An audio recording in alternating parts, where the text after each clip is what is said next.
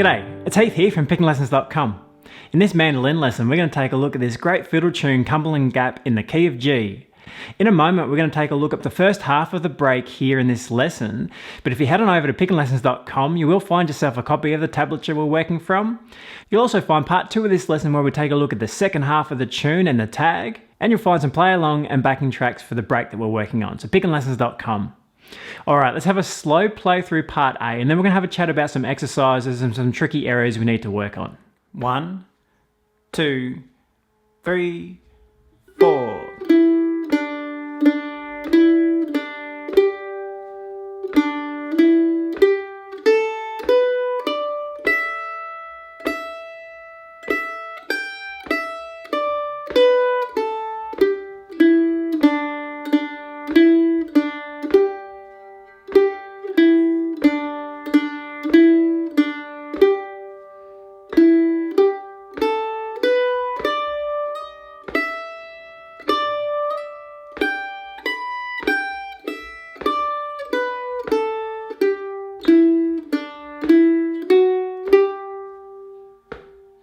Alright, there's the first half of Cumberland Gap on the mandolin.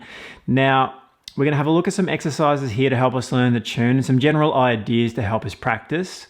Firstly, we are in the key of G using a combination of pentatonic scale, regular major scale, and some chromatic passing notes as well. We find ourselves in this open position for part of the tune. And we find ourselves up the neck slightly as well, moving up to this G arpeggio. Over that 3rd and 7th position. Now our fingering options, when we're in the open position, we're going to use our first finger on the 2nd fret, 2nd finger on the 4th fret, and 3rd finger on the 5th fret.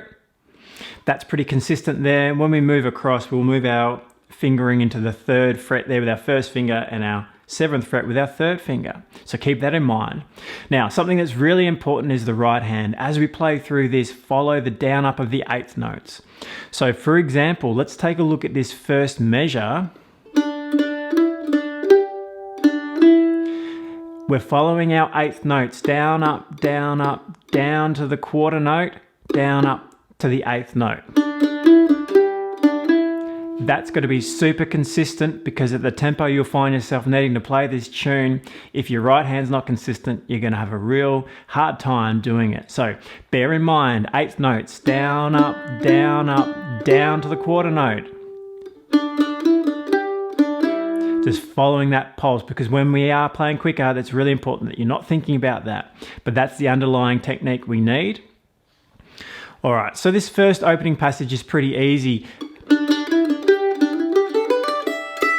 Just using our pentatonic scale there, really.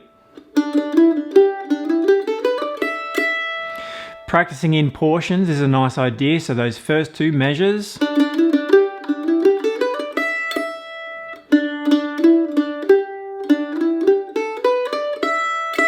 Just playing nice and clean, down on those quarter notes.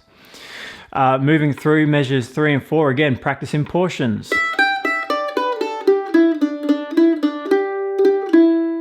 About to repeat. Now, the nice thing about Cumberland Gap here is we can repeat sections and use the same idea over and over for a little while.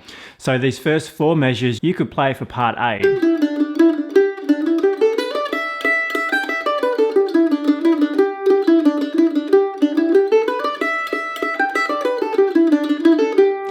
You don't need to move on to the second half of this part A. It's a nice variation. It's a bit harder to play those. So you can just play the first 4 measures and repeat that for part A. That would be okay. But moving on to the second half of this break in part A, I'll play it through for you and you have a quick listen.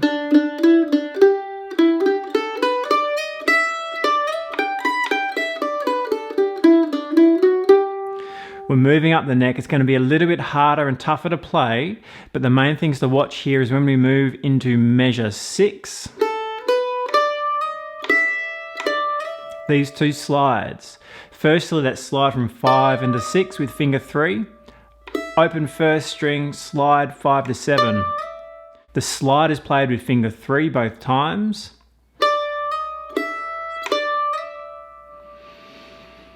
Keeping that finger nice and strong as you slide into position with finger 3. And both of those slides are picked with a down stroke. They're falling on the down beat. Once you're up into that position there on the 7th fret, our first finger is going to take over, and this is where we're playing that 3rd fret with finger 1.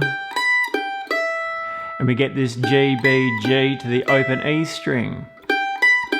Change positions. So practicing again in chunks, worth working on measures 5 and 6.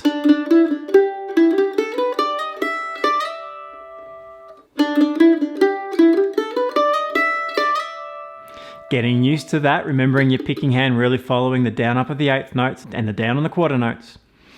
Then working on measures 7 and 8. Alright, and then we hit the repeat there, and we'll go back and do it again for this version of the break. Now, you could strip it out and just play those first 4 measures, an easier way of playing part A, or if you want the variation, look at the second half. The main thing is keep that right hand moving in time, as we mentioned on the 8th notes, down and up, quarter note downs. Strong 3rd finger on the slides. They move through quite quickly. They're just 8th notes, but at tempo they'll be quick.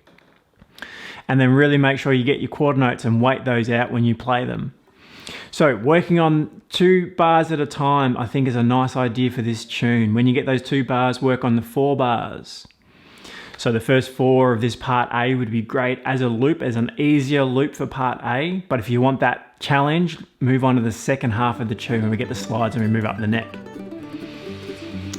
Okay, so other than that, if this was played slow, it would be relatively straightforward. It's really the tempo that's going to be the hard part, so it does make it a more advanced fiddle tune to play. I hope you have fun with it. It's a really nice one. Jump on over to pickinlessons.com and we'll check out the second half of the tune where we look at a variation for part B and another short variation for part A, and then the tag on the end as well. Remember, you'll get your tablature there at pickinlessons.com and some play along backing tracks for the tempo we're working at. So pickinlessons.com, and I'll see you there.